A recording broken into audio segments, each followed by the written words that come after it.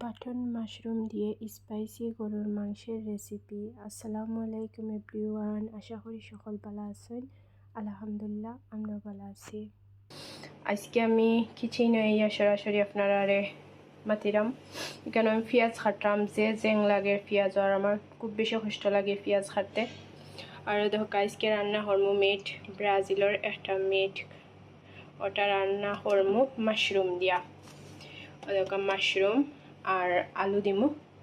আমি সব কিছু কাটলাম বুঝছেনি, আর সঙ্গে তাহকা আর ফুল রেসিপি দেখবা। ওকে,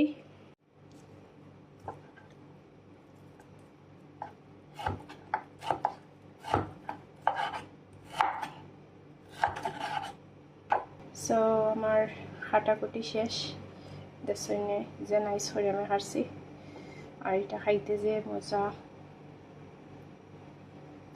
এখন মাশরুমগুলা কাটি লইমু, আপনারা পছন্দ মতো কাটতে পারবা।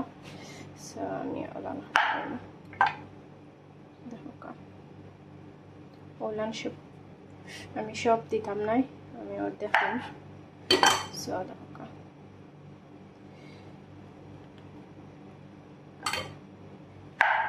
এখন বিসমিল্লাহ করে রান্না স্টার্ট হলে আমি কড়াইটা বইছি। এখন পরিমাণ মতো তেলটা দিলাম। তেলটা গরম হয়ে গেছে, আমি গরম মশলাগুলো ছাড়ি দিলাম। এনে দারচিনি, এলাচি, লং, গোলমরিচ সব কিছু দিলাম। এখন পরিমাণ মতো পেঁয়াজ দিলাম। পেঁয়াজ আর কাঁচামরিচ কাটলাম, ওটা একলগে সব কিছু একলগে দিলাম। এই কারিটা আমি একটু জাল জাল করে করবো, খুব বেশি মজা লাগে। পেঁয়াজটারে কত সময় বাজি দেব।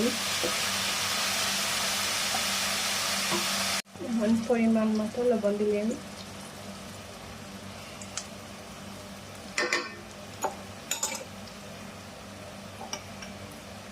এরপর আদা পেস্ট,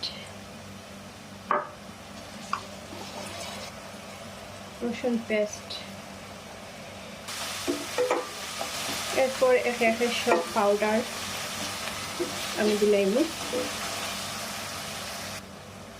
পরিমাণ মতো মরিচের পাউডার, হলুদের পাউডার, আমি হলুদটা কম দিলাম, আমার হলুদের যে কালার। গরম মশলা পাউডার, জিরা পাউডার আর ধনিয়ার পাউডার। সব কিছু একলগে কষাইলাম। পানি দিম।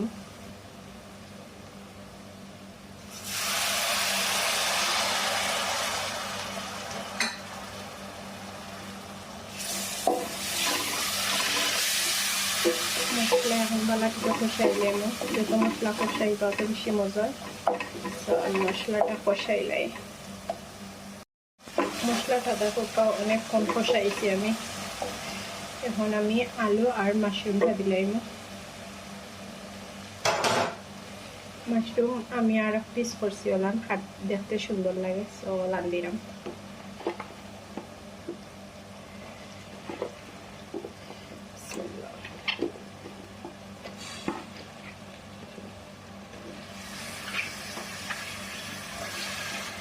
এই কারিটা আপনারা ট্রাই করবো অবশ্যই, যে মজার কারি হয়।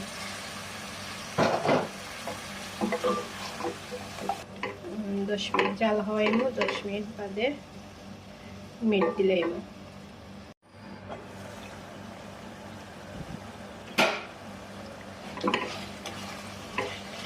আলু আর মাশরুম হইতে বেশি সময় লাগে না, এখন মিটটা দিলাম আমি।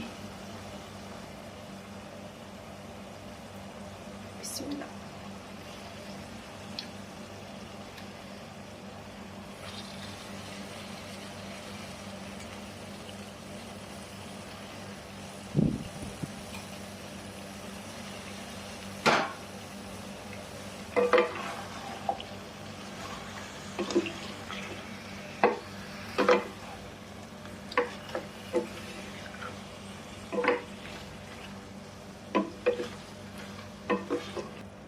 দশ মিনিট জাল দিব।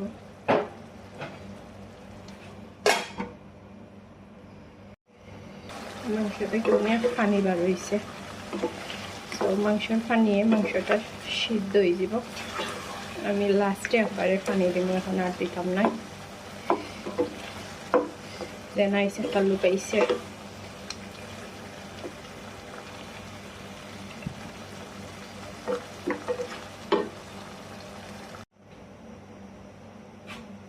এখন আমি ফাইনালি পানি দিলে নেব। আমি সবসময় গরম পানি ইউজ করি, কিছু লাগবে না। 15 মিনিট এটারে আমি জাল দেব মাংসটা বেশি সময় লাগে না সিদ্ধ হইতে, একবারে নরম। সো আমি ঝোলটা দেখলানি কতটুকু দিছি দিয়ে এখন আমি 15 মিনিট জাল দিলাম। রান্নাটা কমপ্লিট হয়ে গেছে। ফ্লেভারের লাগি ধনিয়া পাতা দিলাইছি। ধনিয়া পাতা দিলে যে মজার একটা ফ্লেভার আয়। আমার রান্না যদি আপনার ভালো লাগে থাকে, সো একটা লাইক এন্ড একটা সাবস্ক্রাইব করে আমার পাশে থাকবা। সবাই ভালো থাকবা, সুস্থ থাকবা। আসসালামু আলাইকুম।